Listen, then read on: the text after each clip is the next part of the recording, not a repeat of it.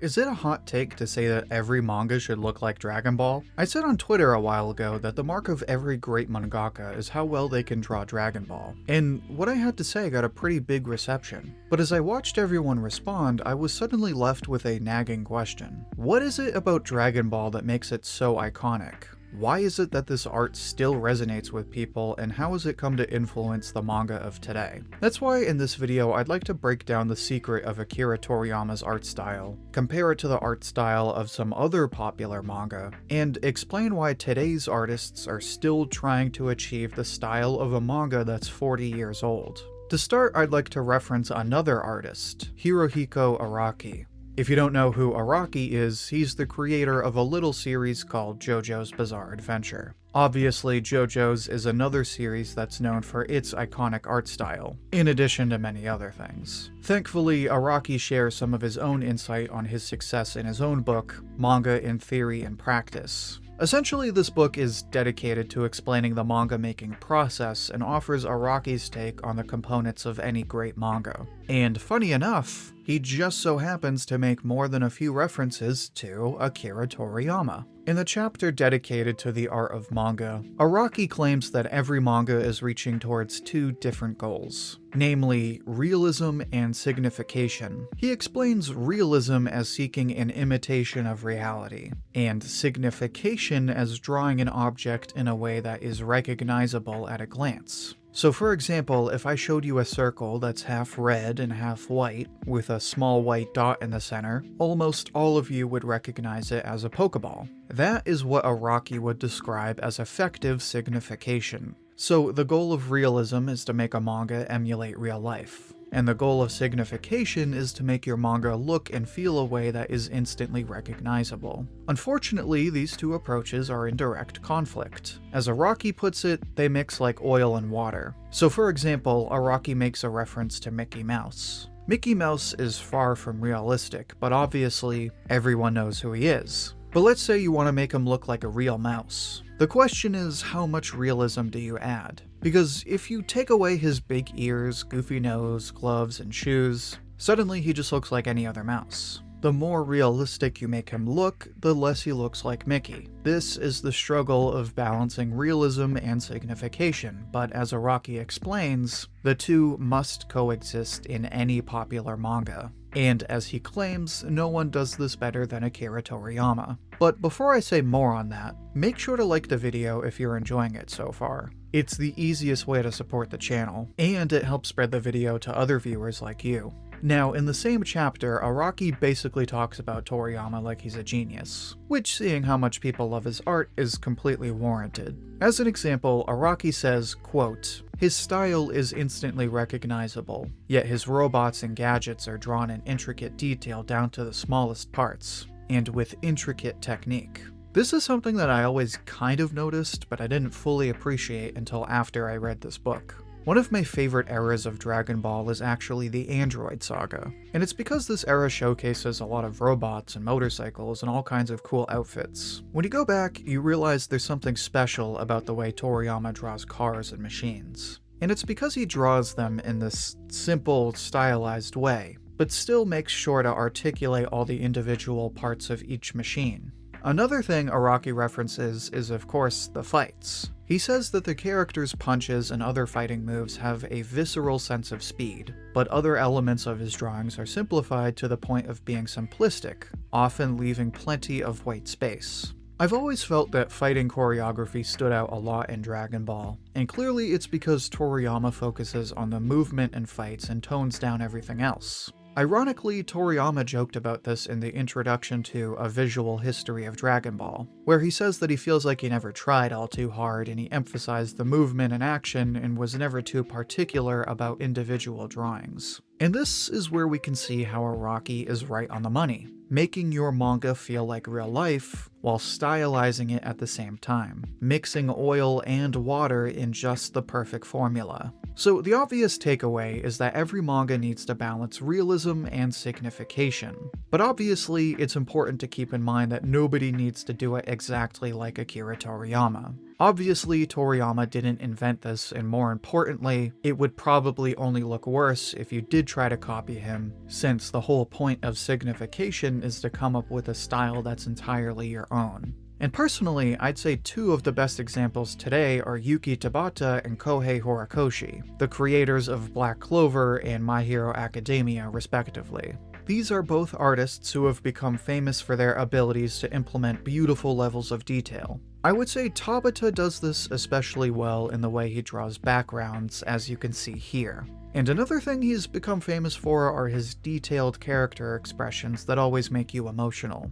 Horikoshi, in my opinion, excels in the area of character designs. His art style masterfully balances this cartoony, rounded-out look while still utilizing tons of detail in the clothes each character wears, the accessories they use, right down to the smallest details. And at the same time, anytime these two draw characters from other manga, you can immediately tell that it's their art. Some of my favorites are Horikoshi's sketches of Shirahoshi and Apu from One Piece, and Tabata's drawing of Kenpachi from Bleach. And when you look at their takes on Dragon Ball, you can see that they don't even look that much like Toriyama's style. They make Dragon Ball look good, but obviously it's their own styles. Which brings up an important question. Why is it so important that you be able to draw Dragon Ball well? I mean, we just went over how important it is to have your own style, and we even saw how you can draw well and still look different from Dragon Ball. Well, the key isn't that you draw exactly like Dragon Ball.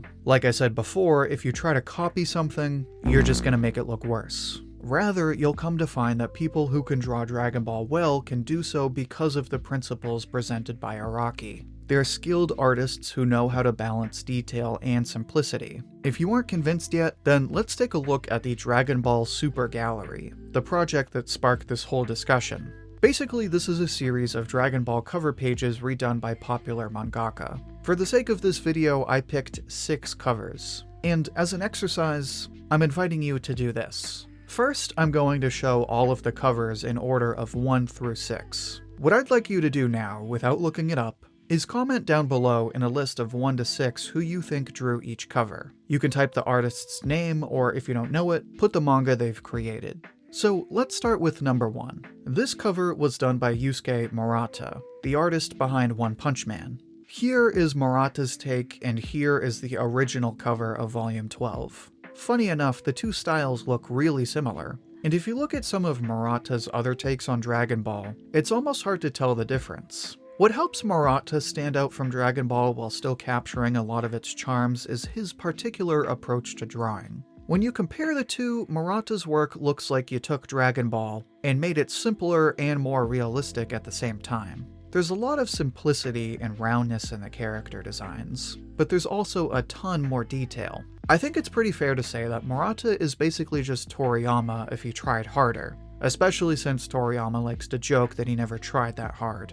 So clearly this is where we can see how a skilled artist is able to emulate Dragon Ball's charm because of their own skills. So let's see how this works a bit differently in example number 2.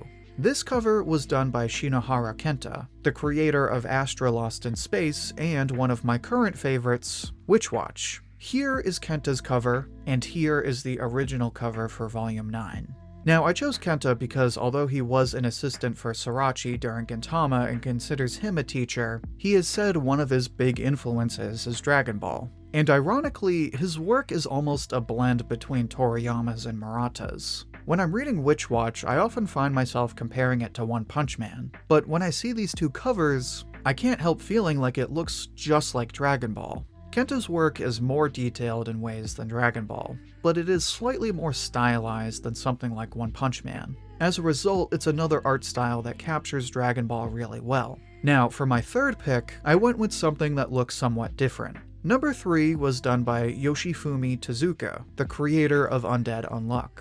Here is Tozuka's cover, and here's the original. Now obviously Tozuka went for a different take, but when you look at this cover, it's almost hard to believe it isn't done by Toriyama. I have always felt that when I'm reading Undead Unluck, that it looks and feels so much like Dragon Ball. And it comes down to the simple character designs balanced by the intense fights and detailed character expressions. Again, feels a lot like Dragon Ball, but clearly stands out on its own. So those were 3 examples of drawing Dragon Ball well. As we move on, things are going to get a bit more complicated. Here is number 4, drawn by Araki himself. Here is his cover, and here is the original. I picked this one since I think it's only fair we throw Araki in the ring. In this case, I wouldn't say Araki's looks bad, but I wouldn't exactly say this is Dragon Ball done well. If nothing else, I'd say this is like if Gohan and Cell were JoJo's characters. Araki obviously has a lot of skills and his style is still iconic to this day, but I think where he differs from Toriyama is that his drawings are more stylized.